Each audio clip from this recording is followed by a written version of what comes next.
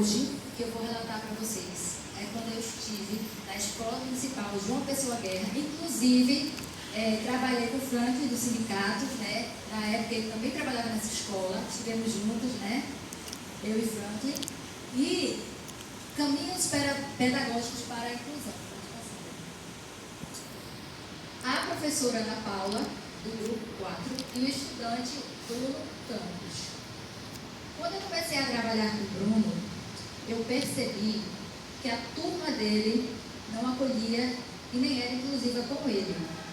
Por quê? Porque ele quebrava lápis, rasgava a folha e tomava os objetos dos colegas. E ao mesmo tempo, ele não participava ativamente das aulas. Ele gostava muito de ficar deitado no tapete emborrachado. Eu acho que nas escolas de vocês devem ter aquele tapete emborrachado que parece um quebra-cabeça.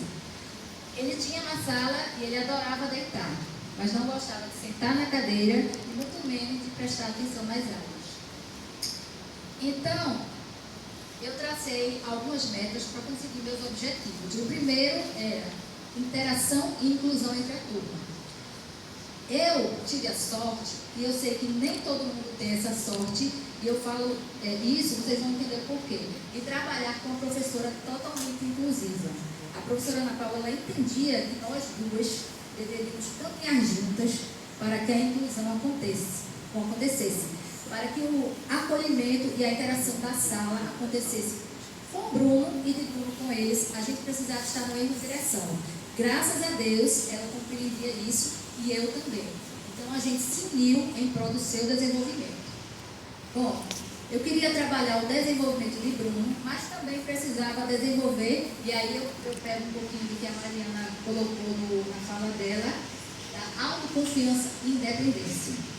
A gente precisa trabalhar com as crianças, e nesse caso eu vou citar crianças especiais, e tornar a criança cada vez mais independente da gente. Porque a gente está lá com apoio, sim, para ajudá-la, sim, mas não torná-la dependente única e exclusivamente da gente. É claro que cada criança é única e tem as suas dificuldades. A gente não vai dizer, ela vai ser totalmente dependente, mas ela tem uma dificuldade. Não. A gente vai observar e ajudá-la para que cada vez mais ela entenda que ela pode, que ela consegue.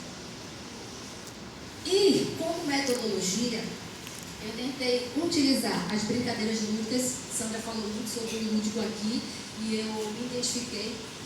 Brincadeiras lúdicas, porque as brincadeiras lúdicas, elas promovem a socialização, a autoconfiança, a inclusão, com o faz de conta, os jogos. E uma coisa que eu utilizei com o Bruno, que eu trouxe para mostrar para vocês, é fantoche. Na época, tinha na escola um fantoche da girafa, onde todos os dias eu recebia Bruno com esse fantoche. Mas por quê? Porque ele gostava muito de fantoche, tanto que ele apelidou esse fantoche de Florzinha. Então, na entrada da escola, Florzinha recebia ele. Eu não usava em todos os momentos da aula, para não atrapalhar, mas nos momentos que eu percebi que ele estava tenso, que ele estava cansado.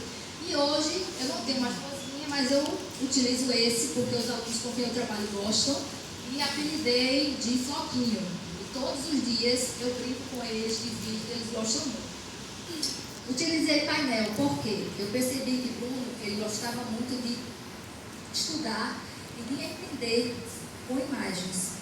Ele entendia muito, porque Bruno, ele não conseguia falar frases inteiras, ele verbalizava palavras soltas, como papai moto, mamãe em casa. Então, ele aprendia muito e entendia muito a gente através de imagens. Então, fiz painéis, fiz cartazes, a rotina diária. Eu falei para ele o que pode e o que não pode, tudo através de imagens. A partir daí, eu trabalhei também, só um pouquinho, jogos, pinturas.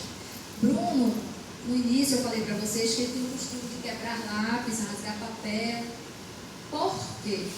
Eu percebi que Bruno não gostava daqueles lápis de madeira, através de uma conversa com a mãe. Eu sei que nem todo mundo aqui tem a permissão de conversar com o responsável, mas geralmente o professor da sala, o profissional pode conversar para a gente entender a criança.